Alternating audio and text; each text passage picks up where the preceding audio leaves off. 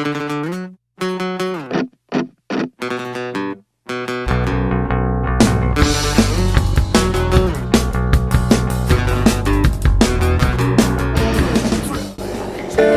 I'm Rosemary from Broke Note Undertone, or you can call me Rose, whatever, or Hey You, or who knows, anything. And I play guitar, and I play mandolin, and whatever else they throw at me. Play bass every now and then, and I'd love to play more instruments.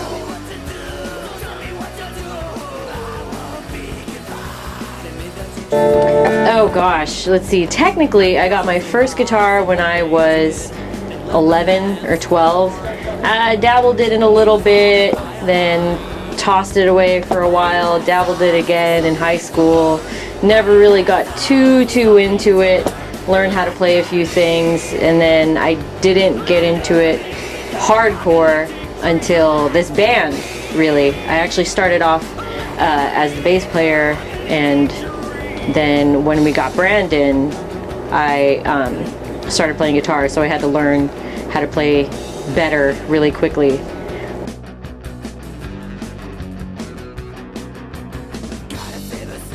I'm a big fan of minor chords, maybe because that's the whole dark thing in my head. I just think they're beautiful. For people who can't play, what's an example of minor chords? If you can play them.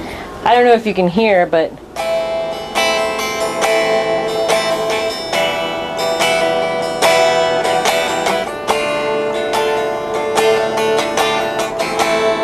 like they're sad, basically. Minor chords are the more sad chords, whereas like the happy chords are the majors, like and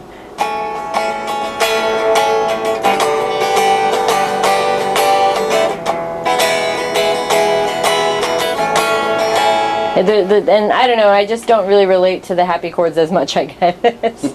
But the minor chords, just so many beautiful tones can come from it, and especially vocals. Like some of my favorite vocalists will sing in the minor keys a lot, you know, like, and they just hit you in a different way than the major chords do. So I mean, it makes a lot of my songs sound the same, but I love writing in minors.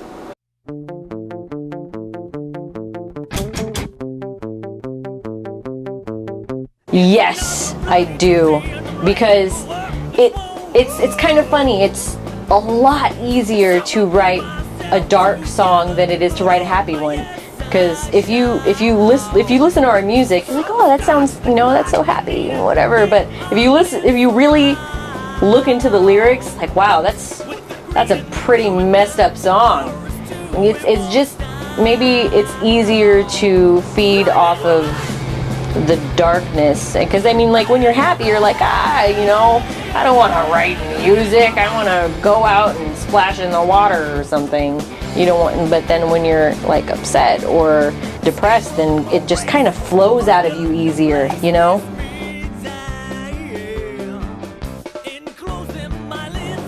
Our album release, not only was the crowd amazing, but it was fun. It was probably the funnest show I've ever done. Because, I mean, even if we were screwing up some notes or whatever, no one cared. They were just so into it, and that's what we do this for. We do this for the fans, and obviously our love of music, but what's the use of playing music if you don't have fans who love you? And it really showed that night. It was amazing. I've never seen anything like it before. Do you think that's like the best show you played as far as musically? I don't know. When you're feeling good, you can't really tell when you're screwing up. So Okay. I guess I don't know. I thought we sounded pretty solid that night too.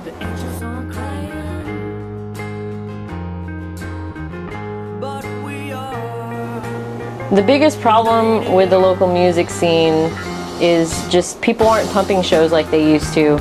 I remember bands would have street teams, and these fans would be so dedicated that they would take those flyers, hand them out to people in front of Target, put them up all over the place. That kind of stuff doesn't really happen anymore. People are rarely even making flyers. Everything is done via social media, and you know, you got to admit, when you go through your Facebook and you see a flyer for a band, you don't really look at it too much because you're just scrolling through your news feed. But whereas, you know, all the footwork that was involved with the local music scene back in the day, it really got people out to shows, because you're going to the grocery store and you're seeing this flyer and you're like, oh, hey, what's this? Someone just handed me this piece of paper. And like, oh, that sounds kind of cool. Maybe I'll check this out. You know, I don't think that the distribution and the marketing of the bands are there anymore, because everyone's depending on the social media. Like, yeah, social media is a place to be, but who really looks into that and does things? You know, I'm like, it's just not, I don't think it's strong enough. I think it would be more of an impact for the band or their fans to go out and talk to people. You know, like, oh, hey, they're real people. You know, they're not just some face that I friended on Facebook or am following on Twitter or Instagram. You know, it's be more personable. And that's a thing that we really do try and be. I mean, we're all busy. We all have kids and stuff too, but every time we can get out there, we do. We really do try.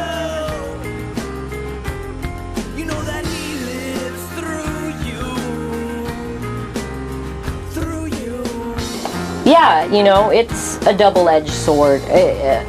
Because, like I was saying, it's difficult, because you can invite 500 people to your show via the internet, and then most people are just going to click on their notifications, scroll through, oh, someone invited me to some event, you know, like, they're not going to pay attention to it. It's just not the same. It's like, I don't know, people just kind of look at things in passing via the internet. Maybe if there was some kind of better marketing strategy to it, but otherwise it's just, you know, you're getting 25 invites a week just from one band, you know, so you're not really going to pay attention anymore unless you really truly follow that band.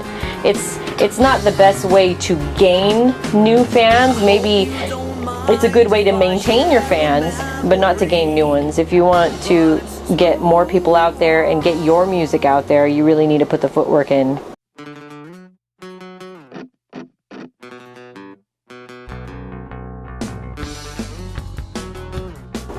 Three Times Lying is pretty fun, because there's this dark kind of solo-y riff that I came up with, and I like that song. It's just dark in general.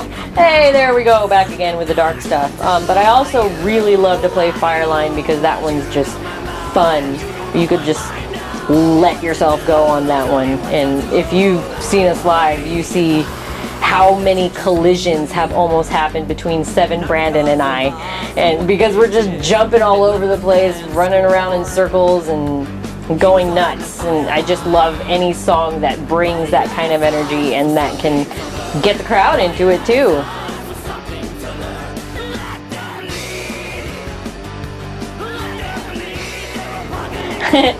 That's, you know, it's so funny, because I would think that it'd be something that's taboo, like, oh my god, you know, the first thing you think of is the Beatles and Yoko Ono. Even though she wasn't a part of the band, she was a part of the band, and we all know that.